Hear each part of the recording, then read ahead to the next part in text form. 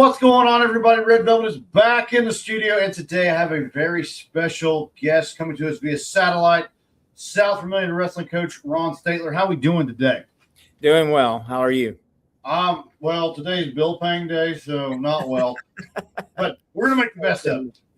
I understand. So, how are we doing today? Like, you had school today, right? You didn't Yes, finally got my class. I teach criminal justice, and Okay. I hadn't seen them for like 7 days. Mm-hmm. So they finally, yesterday, they got to come in, and we're starting to catch up with everything now. So Yeah, it's this snow, and it seems like it's going to stay for, according to Punxsutawney Phil, another 6 weeks. But yeah, but come Tuesday, it's going to be almost 60 degrees out. It'll be going. Yes. So I don't look at the weather because I just don't want to be depressed. So I just whatever happens. But so for people who don't know, who don't listen, who haven't met you before, who is Coach Statler? Go to the background. I want to go from like day one. Who is Coach Statler? Well, I grew up out in Centenary, which was around a bunch of Italians back then. Okay. And it was the Benucchis and the Icolis and the Perfettis. And so I got a kind of a speech impediment a little bit because I don't speak. I learned speaking English by broken English. Yeah. So it was like "the barber." I couldn't figure out why you put "the." It was "duh." So so I was redneck Italian. So anyway, grew up and we moved into Clinton. And I remember my freshman year, I was playing football, and Ron Butler was the wrestling coach too. And he says, "Statler, you need to report Monday." It was the last game of the season against Brazil. And game was over, and he says, "You need to come in Monday. We got wrestling starting." I go, "I don't know how to wrestle." Back then, it was Dick the Bruiser and all those guys, and they were standing up on posts and throwing people. And I'm like, I don't know anything about that. Mom and Dad always loved wrestling. So I went home and told Mom and Dad, Coach Butler said I had to go out for wrestling. And they go, "You'll get hurt getting thrown like that." And I'm like, I don't know. I'll give it a try. So I went in and found out there wasn't no ropes and there was no big post and you didn't throw chairs and you grabbed hose. But we were on the stage at the old Clinton High School, and we would every so often roll off into the basketball floor off the stage. Basketball coach didn't like that. So we turned out, they made us have to move our mats. So every day we carry our mats out the gym, down the steps, around to our cafeteria, move all the tables out of the way, roll our mats out, practice, roll the mats back up, put the tables back, carry the mats back out, and this is in wintertime from November to February. Oh, my goodness. And carry them back up the steps and put them back on the stage. That was quite a workout before you got started. Yeah, we worn it before we even got there. Talk about ice and snow and stuff. Yeah, it was fun. It was fun. Yeah. These guys complaining because they walk in the room and the mats all rolled out. Oh, you know, they just don't understand. They just don't understand old time. I never wrestled because back then, I was in the weight. I'm too fat now to be in any weight class now, but back then I was about the 180, the 80 range, and I was like, I'm right there on the line, and I like food. I don't know if I can. I was watching guys, just they had to do what they had to do, and I'm like, I like food way too much. So that kind of hindered me from wrestling. I like the Dick the Bruiser type wrestling. That's more my style. But yeah, Dick the Bruiser, and yeah, that was that's what I went in thinking, and and then it changed my light, and then senior year we won the very first trophy for Clinton at the time for the Wildcats, and we went to North Vermillion and we wrestled North Vermillion, Southmont, Terre Haute North, and us. And I remember we lost our 98 back then. It was 98 and heavy was unlimited. So heavy, really? Yeah, we had a kid. He was like 395 pounds. Oh my Lord, that's a big kid. Yeah, he's a big boy. He was a big boy. You call him Baby Huey. So you can just imagine. They had to order special football helmet because his gourd couldn't go inside. When we got done, we lost our lightweight and our heavyweight, and everybody else was black and gold against everybody else, and we won the tournament. And that was our very first trophy, and it's out in the trophy case now with the rest of them. So we started that, and then the high school we changed over in '77. It came up here and started the tradition at South Vermillion. Okay. And So what year did the Clinton and consolidate to become South Vermillion? And who was in that consolidation? Yeah, that was it. At that time, it was back, I believe it was 62. It actually changed over, and they brought in Dana and Hillsdale, St. Bernice, Universal, and those. They came in to be Clinton High School. Oh, okay. So we were Clinton High School. Guys were from Dana and Hillsdale, and they didn't care to be considered a Clinton Wildcat, Right. but they were. And then in 77, they built a new high school, this school now, and they said the kids were given the choice. They could vote on their mascot, and they chose Wildcat. And they said you could choose on your colors, and they was really looking at green and white and red.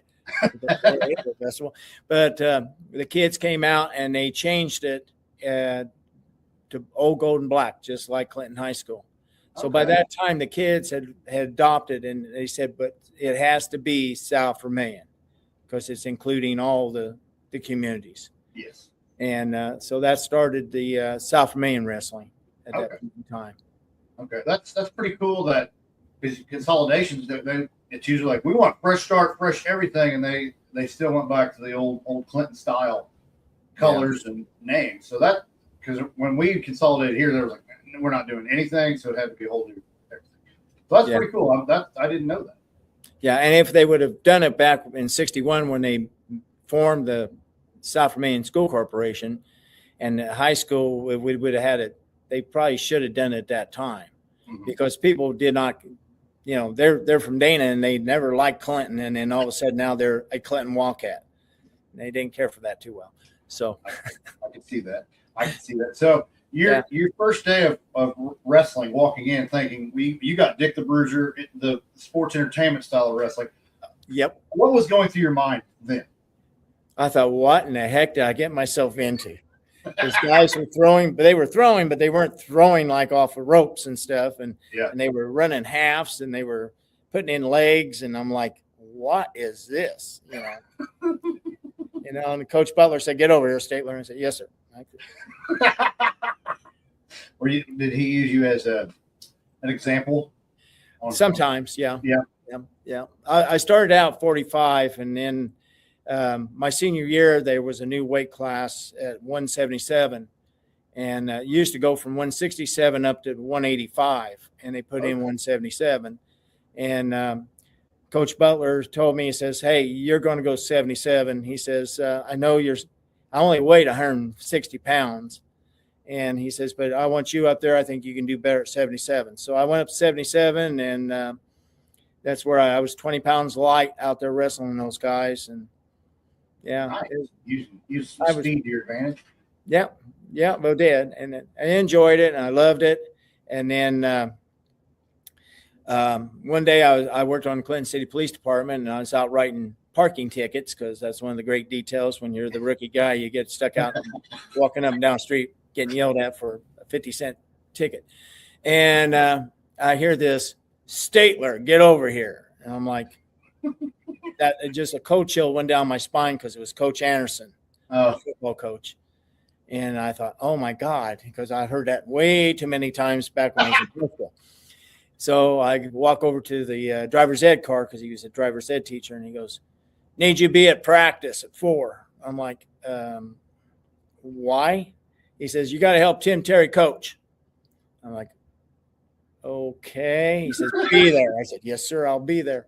So that started my coaching career at South Vermillion High School. I showed up, and I was like, hi, Tim. Tim and I graduated in 73. And I was like, hey, Tim. He goes, what are you doing? I said, Anderson told me to come down and help. He said, okay, great. So I started helping. And then Tom Solomon was the wrestling coach at South Vermillion. And he goes, and Tom was a basketball player. He actually went to IU on a football scholarship, but he blew his knee out, and that was the end of football. And he was a basketball. He loved IU basketball. Mm-hmm. And he goes, hey, we were walking over one night, and he goes, someone said you wrestled in high school. I said, yeah, I did. And I wrestled 4 years. He goes, I need your help. Will you help me? And I said, sure, Tom, I'll help you. So that was 1981. I started coaching wrestling after I started coaching football. Okay. So you got into football before wrestling. And you were kind of just bullied into coaching by your coach. Like, hey, I need you here. Yes, sir, I'll be there. Okay. It wasn't asking. It was You are the report at 4:00. Yes, sir. I will be there. I'm sure your first reaction was, I've already graduated. Why do I need to go to practice now? I was like, I don't like sprints.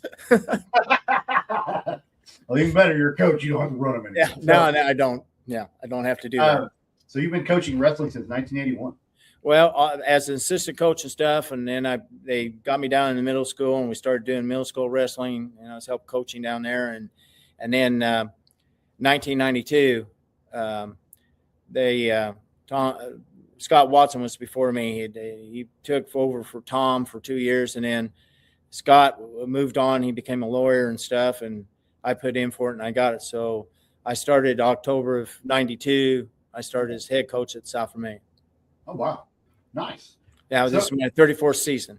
Well, I just had another coach on not too long ago, and that's like longevity. Coaches that stay for a long time. That is awesome because today's coaching world is 3 to 5 years. I'm on my next stop. Yeah. So I congratulate you, commend you for being Thanks. in there for so long. So since you've been coaching 34 years, how has the sport evolved since your time?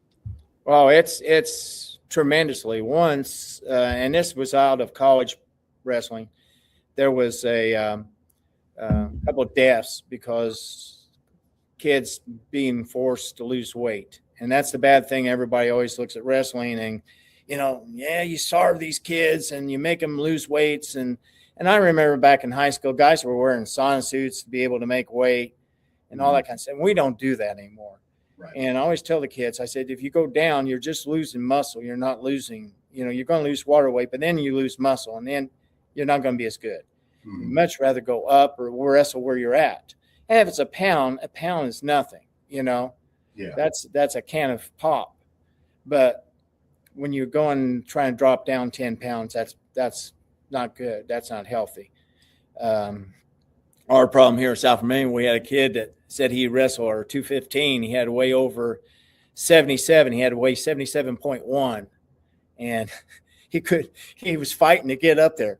I was like, man, I wish that could have been me. Of course, back my senior year, it was. I was 20 pounds. I go home and eat ice cream and pizza and everything. And all these other guys are like, I'm hungry. I'm like, yeah, I'm eating. Yeah. But he could eat anything, but he couldn't. In his sectionals, he weighed in. He was right there, and he drank water and everything. He was right there, and he kept going, I got to go to the bathroom. So I asked the referee. I knew him really well, and I said, hey, Elmer, I said, can he come and weigh in because he's about ready to go to the bathroom out back here. And he goes, sure, bring him up. And then Elmer's like, go to the bathroom. Go to the bathroom. I said, no. We don't want him to go back. Got on his 0.2 light. He was sitting back shivering, and he shivered off 0.2. So he wasn't able to wrestle. So he was done for the day. Oh, so in the heavier weights, there's a minimum weight requirement. Yeah. So you can only wrestle up the next weight class. Okay. So he had to be over the 75 weight class, which with the 2 pound weight allowance made it 77. So he had to weigh over 77 to wrestle 215. Okay. So I never knew that. I was always under the impression you could go up. If you want to go up, but okay. Yeah. You can only go up one weight class. Yeah. Okay. And now we keep adopting more towards the collegiate. Used to be if you could get your one blade of your shoulder out of the bounds, they couldn't pin you. Now, as long as I have 1 point of bounds, like a foot or a hand or a hip in bounds, I can pin you out of bounds.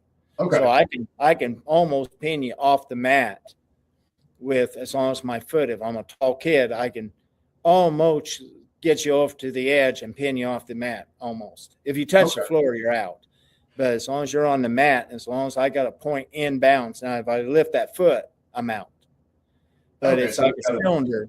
It's called a cylinder. And as long as I'm inside that cylinder, then I'm still in bounds.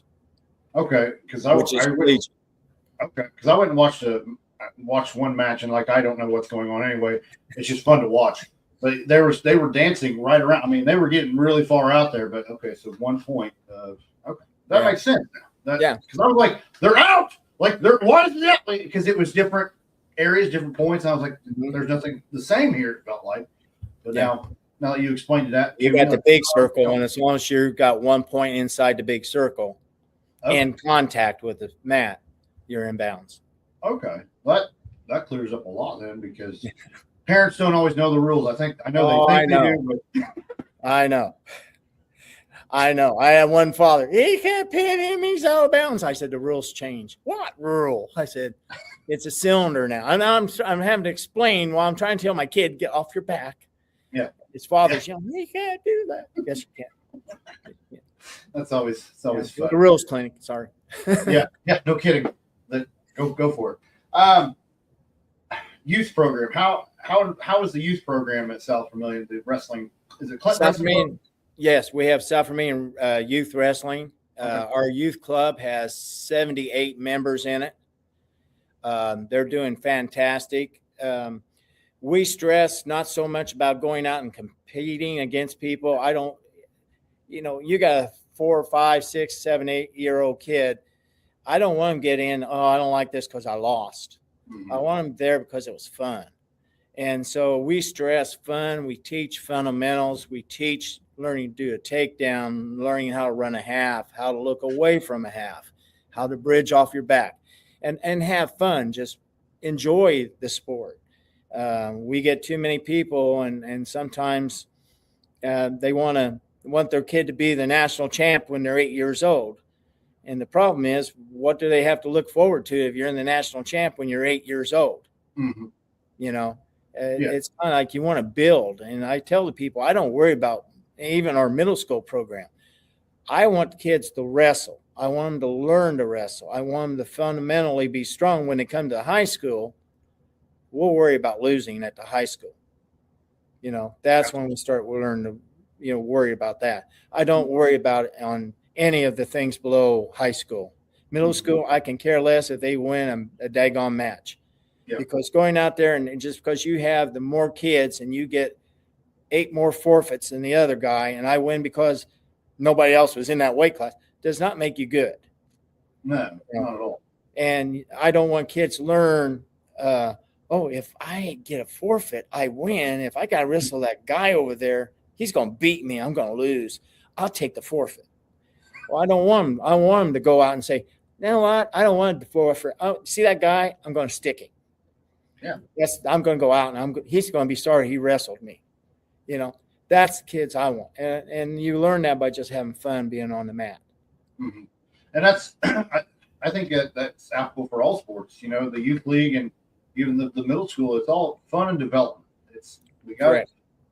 I feel like number one rule, let's have fun. Number two, we got to learn and build from there. And then your high school program, that's when wins and losses come into effect. And our season doesn't start until sectionals. Yeah. So I can care less if I can lose every dual match, every tournament up to sectionals, and we could be sectional champs, regional champs, semi-state champs, state champs. I don't think anybody's going to care about whether or not we lost a dual meet. Right. And it's like what I do like about wrestling is anytime, anywhere. I mean, anything can happen at any point in time. Mm-hmm. The wrestling match I watched, it was a heavyweight battle, and the wrestler from Northview, he weighed 220, and he was going up against this kid was at 285. I mean, mm-hmm. And I was like, man, and he was getting throttled, and he was down by 4 or 5 points. I mean, it was a pretty clear thing, and time winding down. The kid takes him down, but the momentum carried him so much that he ended up on top of him and ended up pinning him in the closing seconds. And I mean, the gym erupted because such an upset victory. Because both guys good wrestlers, but when you're giving up 60 pounds, you're going to tend to favor the heavier kid on that. Yeah. So it was just cool to see, and that's what I like about that mentality is anything can happen at any point in time. So you could be 0 and whatever coming into this sectional championship, and then walk out a state champion. That's what's so cool about it. That's when season starts. Everything up to that is practice. And that's why I say it. It's nice to have the wins. It's nice to be a victor. It's nice to bring home a trophy. But I'd rather bring that big state of Indiana home. Would be the better one. Yeah, and that's a very big state of Indiana. I saw it at the state football championships. I didn't realize how big that was. Yeah. I don't want to be anywhere near it because I'll drop it. But that's just me, though. What I was learning in the research, wrestling's a family business for you. You have family that work with you and coach with you. Can you go into detail about that? Well, started out, and then of course Tom got me into it. And of course, at that time, my son John was born in '75, so he was about 8 years old. And of course, started to get back into the wrestling. We started a wrestling club up. Of course, he drug him along. He's a coach's kid kind of thing. He drug him along, threw him in, and he ended up he did well in freestyle and folk style wrestling as a youth, and then he got in high school. In his senior year, we went to state. He wrestled 125. Got over. He wrestled a kid by the name of Hoover from North Miami, and we always say you're never going to see head throws. And John threw the kid, got him on his back, got a 3 count. Kid slipped out, came out, so he got a takedown in 2. And the referee, John was green and Hoover was red, and he gave red 4. Nothing to green. I went to the table and I said, hey, green's the one that took him down and slipped out. And I said, it should be 4-1. He goes, just call it even. And John lost by 1 point. Oh my goodness. Advanced, and he would have, how back then when they did it, they didn't wrestle out to a true 3rd and 4th, 5th and 6th. If he was in top bracket, you were like 5th, and if you was in a bottom bracket, you'd be like 7th. So Okay. So he would have been top 5 of the state that year if we'd had the scoring right. And then there's this lady up in the stands saying, kill the coach. It was my wife. She was very upset with me because I didn't get those 4 points. But yeah, well, that's what happens. That stinks that it came down to referee error and then there was no correction. And you can't correct it. Their say is final. And, I walked away and I said, it was 4-1. I said, you awarded 4-1. He said, call it even, coach. Okay. Well, yeah. Well, so then, of course, the whole family gets involved. And my daughter, Sarah, she used to be a football manager for the high school when she's in the 5th grade. And she stuck around with wrestling. And of course, she was about John's size. John was small. And so she was a lot of times his practice dummy, trying to run moves and stuff. And then we had our last son named Jock. His real name's Bart, but he found this fancy book, and Jock was in the book. I like that because imagine that, sports. And so Jock came along, and Jock went through high school, and he was a sectional champ and stuff, and got out. And then he came back, and John was helped coach him a little bit back then. And then he got married and family and everything. And then, Jock kind of stuck around. Jock stuck around a long, long time with me, and he's been my assistant coach for many, many years. And now he's taken a new job, and he had to drop down to a volunteer. And then John came up, and Aaron Goodman came up, a good friend of ours, and they took over Jock's spot, split salary. And then I got my daughter, Sarah. She came in to help with the girls, and my granddaughter, Sadie, who was head manager at the wrestling for us, she came in to be assistant coach with the girls too. And Aaron Goodman took over the girls. So I had all 3 of my kids, and then my grandson Josh, who lost ticket round his junior year to the eventual state champion. I mean, if you're going to lose, you might as well lose to the state champion. Right. But he's the head middle school coach and then he comes up and helps with the high school too. And then we got Ricky Kelly, and Tom Solomon and I were ushers in Mike and Becky's wedding. And that's Ricky's mom and dad. Okay. So Ricky's mom and dad runs our club. Okay. With their daughter Mandy, and then with Ricky comes and Josh comes over. So it's like a big family, and that's what we always say. We got Wildcat family, and it's just everybody. And I keep having people coming back, and they're saying, "Hey, we're part of the family," Yeah. But I do have a lot of Statler blood kind of running through there too, though. Yeah, and like getting to what is it? How proud are you? That is legitimately a family business. It is. Your entire family is involved in South Vermillion wrestling at some form or fashion, and I mean that's got to make you proud. Oh yeah, it's just and watching these guys, and I had a picture one time. It was Jock was sitting there, and Josh was there, and I was there, and and said he was taking the books, and yeah, I mean, that's what it's about. It's our life, and we live and kind of, everything's about wrestling, and it's fun. And we get little kids, and there's several little kids are like, hey. And now the high school kids, I've advanced on from coach. I'm Papa Ron now. Okay. They call, hey, Papa Ron. and I'm Papa Ron. And I had one girl tell me, she says, I don't really have my grandfather around. And she says, can you be my grandpa? I said, sure, I'll be your grandpa. You call me Papa Ron. Okay, Papa Ron. So that is awesome. Yeah, I just, when you're old, well, you can get that. But even just, I always say the biggest dividend in coaching is when you see these athletes, these former athletes that you coach, they come back, they run up to see you, they run up to hug you, they run up to talk to you, they help coach on your team. I feel like that is the biggest dividend as a coach. Yeah, you're teaching the sport, but you're raising great human beings that want to give back, that think highly of you, that you touch their lives. And yeah, that is so that's cool. The paychecks. Mm-hmm. That's the paychecks that you get. Yeah. Yeah, the money they give you is, you don't figure up the hour rate on that because you don't want to. It's 12 cents. And don't tell the wife. And she sees the big check, but she don't put it in hours. Yeah.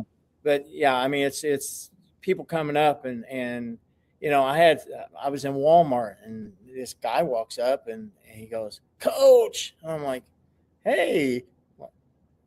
He goes, I played 5th grade football. And he's like 48 years old now. So when he was 10 years old, he looked a little bit different. I would say so. And he's like, yeah, man, we had fun when we used to play for the Warriors. And I'm like, yeah. And that was one of the Clinton youth football was Warriors. Mm-hmm. He goes, yeah, we had fun.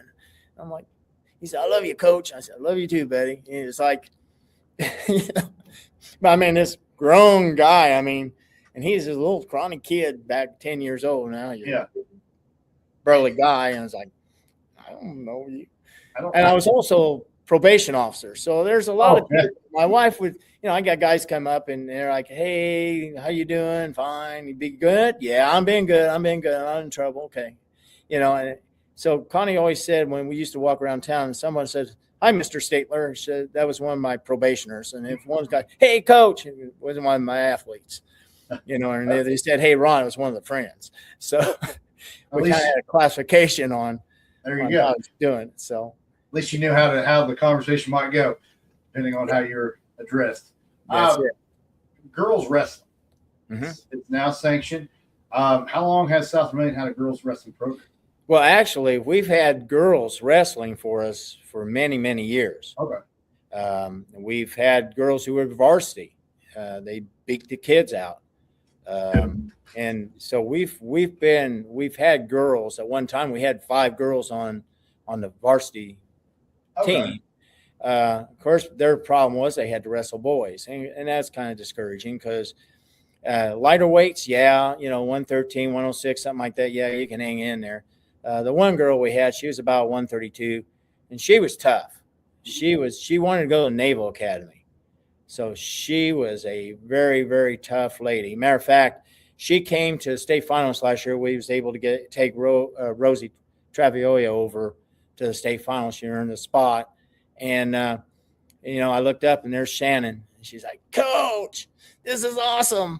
And I remember she pinned a kid from Vincennes. We had the tournament down there, and the kid just laid there. And she got up, and I always tell my athletes, hey, match is over. We're done. Be a good sport. Help the guy up. So she put her hand down there, and the guy just laid there. It was like he was bored. And I said, go center, just go center. And she went over center, and the guy was laying there. Coach came over, his coach, get up off the floor. And she comes over, and I said, she goes, what's wrong with him? She thought she hurt him. I said, oh, you busted his pride. Because he was a Vincent's kid. His grandma, his uncle and aunts, his mom, his dad, brothers and sisters, everybody in the family is probably there watching him get pinned by this girl. Yep. And I said, that crushed his pride, And He said, well, I didn't hurt him. No, you didn't hurt nothing but his pride. That's all you hurt. So last year was our first year to actually have a girls team. They ended up 3-3 last year and did really well. Rosie went to state. We took several to the regional. We don't have a semi-state.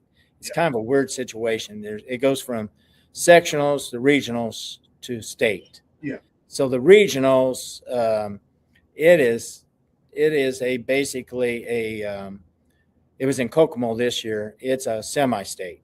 It's not a regional like what we do. Like this Saturday, we're going to Crawfordsville. Okay. And yeah, it's a regional, and we bring over Carmel and all those guys, but it's regional. It's not. There's Fort Wayne in ours, and Northview's in it with us, and Terre Haute schools, and then we got Fort Wayne, and we got. I mean, it's just a weird regional. Yeah. And more semi, and we did well. And Rosie last year, the best one was when she punched her ticket to go to state, and they were getting on the podium for placement. She asked the girl that was the champion. She says, "Hey, how long have you been wrestling?" And the girl goes, "Oh, I've been wrestling since I was 8." She goes, "Oh, wow."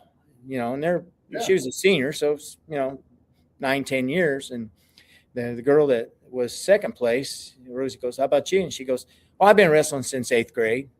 "Oh, okay, 5 years." And they go, "How long you been wrestling?" She said, 2.5 months. What? Takes the heart. Yeah, if I could have Rosie when she was a freshman, she would have been a state champ, repeating state champ. She was she's very talented. She's on Rose Holman's softball team right now. Oh, cool. She's a very smart individual, just hard nosed, and I mean, she was tough. Yeah. And just one of those. We only had her 1 year. She was a senior. So, and this year we've got some pretty good girls, and they're all underclassmen, and so we're working on them, and they're excited. And I had a freshman to go to regional, and she's another Rosie. She started middle school last January, and then a year later she's walking into regionals, and she ended up wrestling the girl that won the state. Okay. I told her, I said, "What the heck? I mean, if you're going to lose somebody, don't lose to the worst person out there. Lose to the best person in the state of Indiana. I mean, There's nothing, you can't hold your head down because you got beat by the best. That's how you learn." Exactly. I got beat by the champ. You know what I'm saying? I got beat by the third place person. I got beat by the champ. I got the champ was the one to beat me, knocked me out. I got somebody else. I'd been there with her in the state. There you go. Hey, you always got that. You got that to throw in there. Recapping this season. I mean, I know boys wrestling's still going on, but can you give us a quick recap of how the season went? Yeah, we ended up this season. We ended up 13-8. We won the Wabash River tournament. We started up 3 years ago, and we're the reigning 3 years champion. So that's kind of an exciting thing for us. We went up to Fountain Central. We finished there 3-2. We lost to Fountain Central and lost to West Lafayette. We had a 3-way. We won the 3-way. We came back. We wrestled over at Greencastle again. We ended 3-2 on the day. We lost to Danville and lost to Greencastle.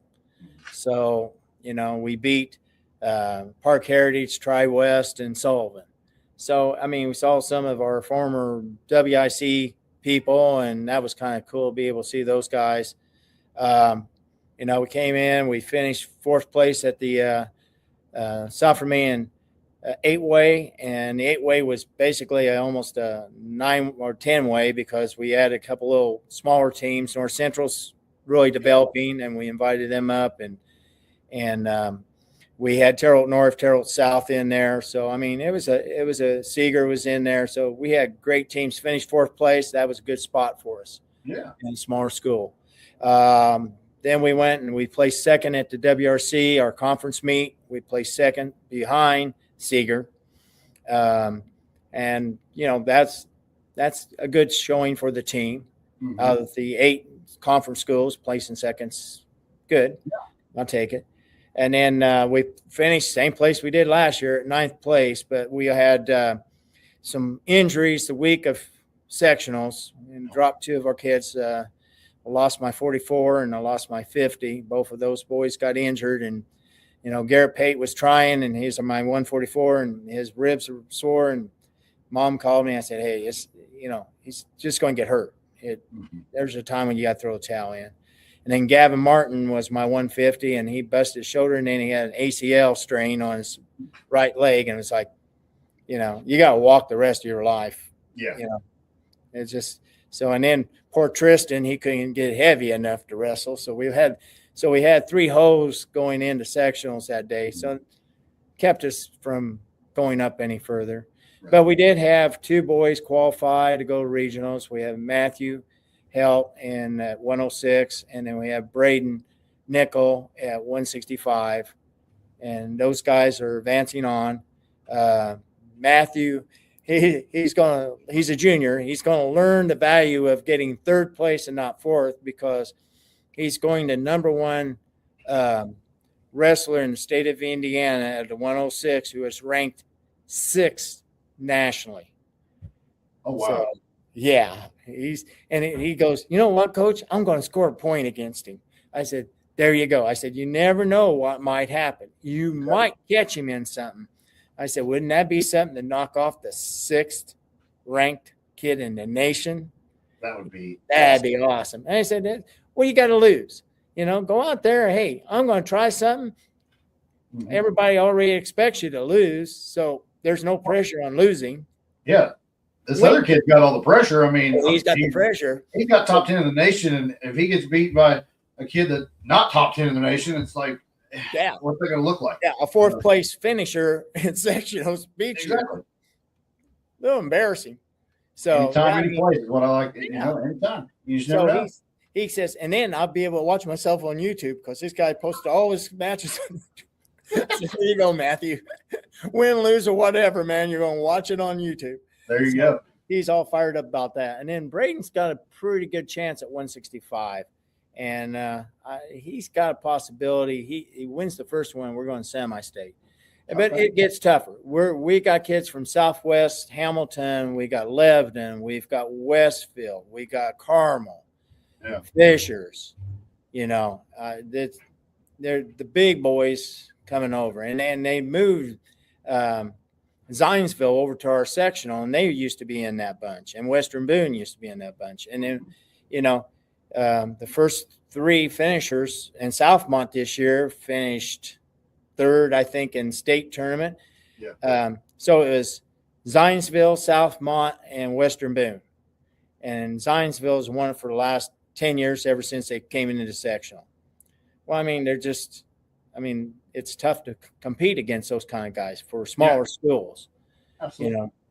Zionsville's a pretty big school, and it's hard to do that. You know what I mean? And they can be beat, and anybody be beat, but you get that kind of talent, it's hard to get 14 kids from Clinton, Indiana, or Rockville, or Cayuga, or any of that kind of stuff to be able to knock them out of the state section, because wrestling doesn't have classes. It's all one big dance, and it is. A lot of people don't understand. Wrestling, we have 6A football, we have 4A basketball. No, it's all there. It's all 1A. We're all coming together. Yeah. So you're taking on all comers from different sizes, everything. Yeah, I mean, when we go to our semi-state, it's Cathedral. It's used to be Brownsburg, but Brownsburg somehow got changed to go down to Evansville. But I mean, it used to be Brownsburg. Yeah. Brownsburg and Evansville. Go back to Indianapolis. Anyway, if you had all the Indianapolis schools in a sectional there, it sure changed some of the outlook in some of the regionals. That's true. That is true. But they don't. I don't know how they draw the lines of who goes where. I'm sure it's behind lock and key. I never understood. We used to drive through Rockville to go to Fountain Central, and Rockville went to Greencastle. But we drove through Rockville. I mean, that's what I was talking to somebody. I said, I don't know how they draw the lines, but I feel like It just be, let's just draw a bunch of circles and see what fits where. But that's Yeah. above my pay grade, and they don't want me to do it because And I mean, we go to Fountain Central, and West Eagle's 12 miles away from us, and they go to Bloomington South or wherever. Yeah. It's wild.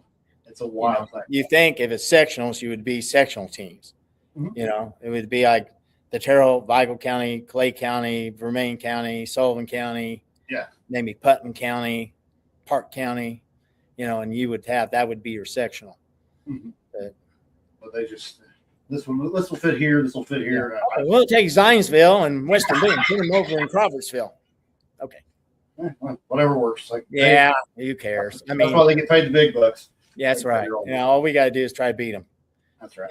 And there's days when we've came very, very close, but there's days when, today's world of people going out and doing the extra schools and doing the off-season wrestling and stuff, that pays, that reaps the benefits. Yeah.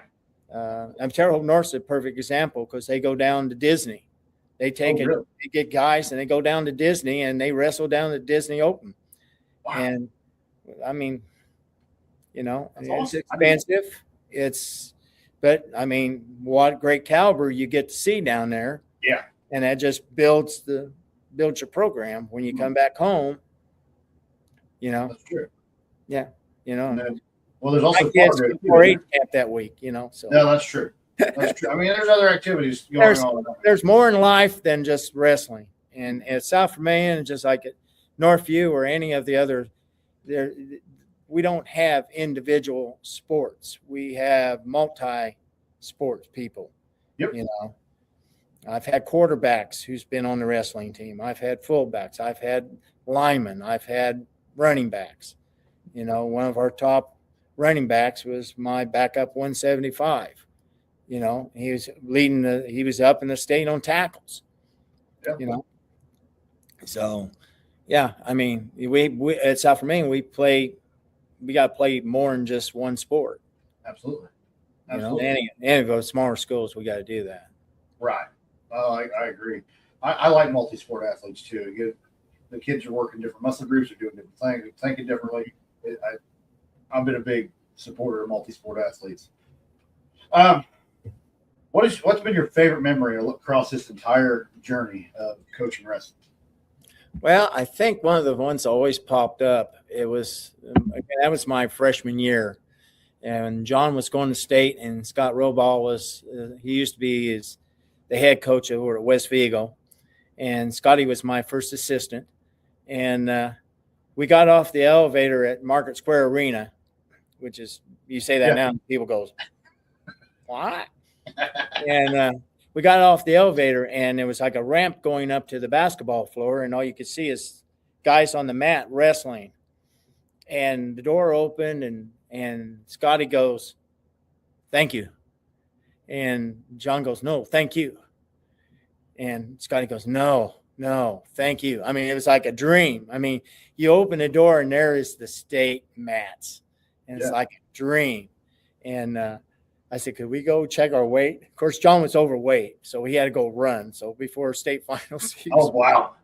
Yeah. I was like, John, 125. So, I mean, and that was just that excitement of that elevator opening and looking up that ramp and seeing those kids on the mat sprawling around was like, wow, you made it. Oh, yeah, absolutely. Mostly my first year and John's senior year, it was something a little bit than that too. Very cool. Yeah. Very cool.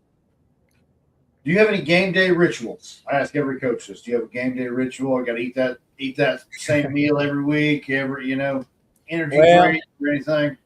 Well, a year ago, June 26th, I got told I was diabetic. So I kind of taken part of my ritual out. I have been known, and even Dan Mikesell used to coach there at Northview. Yes. He would buy me teddy bears. I get the little cinnamon bears, and I would have them with me, and I would eat them before every match. And Dan would even buy me cinnamon bears. Here you go. And kids would get for Christmas. I get cinnamon bears for Christmas. you know. And yeah, the cinnamon bears, the teddy bears was always my good luck charm thing. Okay. And that was one of my. I didn't, as far as eating anything else. I mean, when you get up at 5 o'clock in the morning, get up to school by 5:30 to head out. Yeah. I'm not eating breakfast, so there's nothing special on that. And the night before might be a basketball game, and my grandson plays basketball, so go watch basketball, and so it's nothing like what we would in football. Right. But that, and then before I became diabetic, if we won, like I go buy my favorite ice cream and eat my favorite ice cream when I got home after sectionals and stuff, or after conference. I go get a big old couple bowls of ice cream. What was your ice cream? What ice cream was your favorite? Oh, Rocky Road. Okay. I love Rocky Road. That is my favorite. Got you there. I got you there. One final question. It's not really a question, it's a statement. You need to be sure to thank your wife, because being a coach's wife is very, very tough. Yes.